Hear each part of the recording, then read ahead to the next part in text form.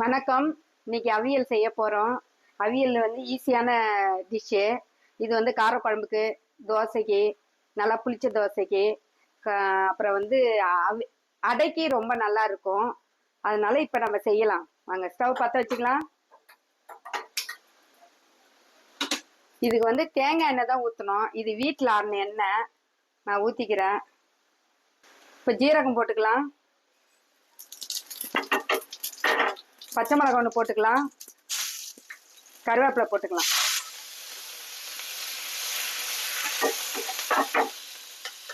இப்போ காய்கறி சேர்த்துக்கலாம். நீர் காய்கறி எது வேணாலும் சேர்த்துக்கலாம். நான் சேர்த்துக்கிறது வந்து இன்னைக்கு முருங்கைக்காய், சேனக்கிழங்கு, காராமணி, பொடலங்காய், சௌச்சௌ, பீன்ஸு, கேரட் எல்லாம் போட்டுக்கிறேன். எல்லாத்தையும் நம்ம சேர்த்துக்கலாம்.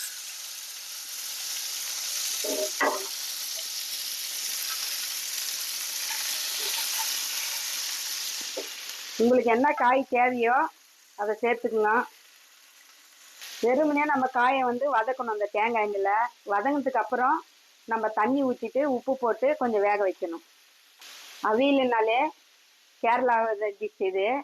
இப்போ வந்து நாங்கள் வந்து ஓணம் வர்றதுனால நான் அவியல் செஞ்சு போட போகிறேன். இப்போ அது வதங்கின்னு இருக்கட்டும். இப்போ நம்ம ஒரு பேஸ்ட் அரைக்கணும்.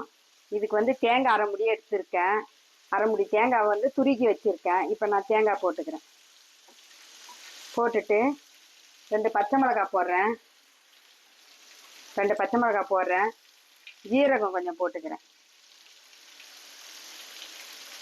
இப்போ நம்ம ஒரு பேஸ்ட்டாக அரைச்சி வச்சுக்கணும். இதை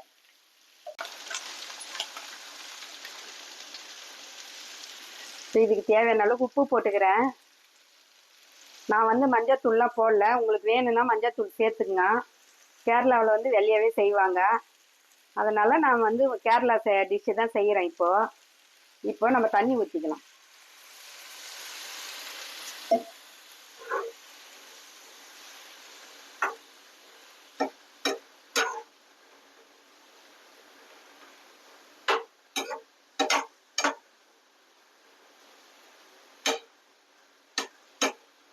தண்ணி ஊற்றிட்டு நம்ம க்ளோஸ் பண்ணி மூடி வச்சிடலாம்.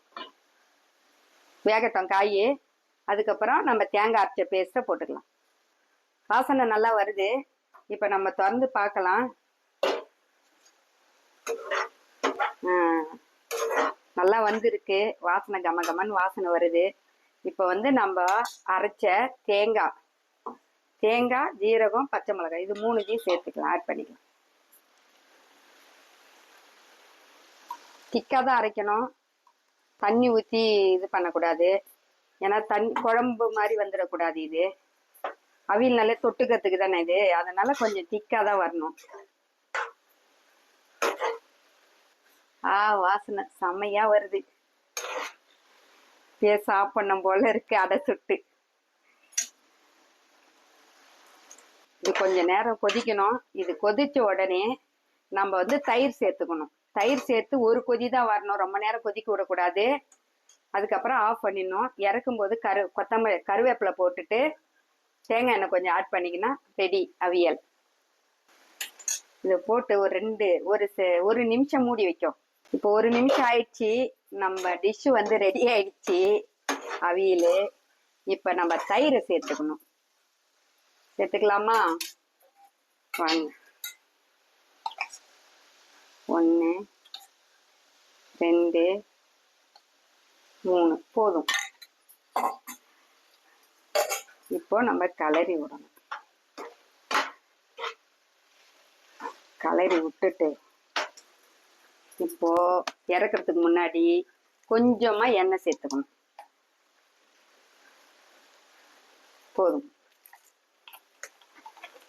இப்போ ரெடி ஆயிடுச்சு. கருவேப்பிலை போட்டுக்கலாம். அவ்வளோதான். ஸ்டவ் ஆஃப் பண்ணிடணும். இப்போ நான் வந்து அடை சுட்டு சாப்பிட போகிறேன். இது அடைக்கு தான் செஞ்சேன் நான் டிஷ்ஷு. இது காரக்குழம்புக்கு நல்லா இருக்கும். கல்யாண வீட்டில் கம்பல்சரி இப்போ வைக்கிறாங்க. அதனால் ரொம்ப நல்லா இருக்கும். நீங்களும் செஞ்சு பாருங்க. செஞ்சு பார்த்துட்டு கமெண்ட்டில் சொல்லுங்க. இப்போ நம்ம அடை சுட்டுட்டோம்.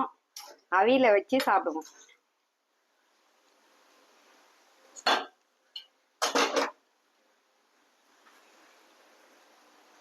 சூடா இருக்கு, கொஞ்ச நேரம் ஆறட்டும். என்னால சுட சுட சாப்பிட முடியாது, ஆவி பறக்குது.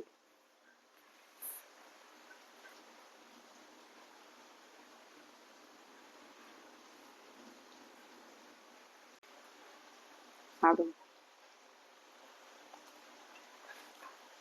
நல்லா வந்திருக்கு.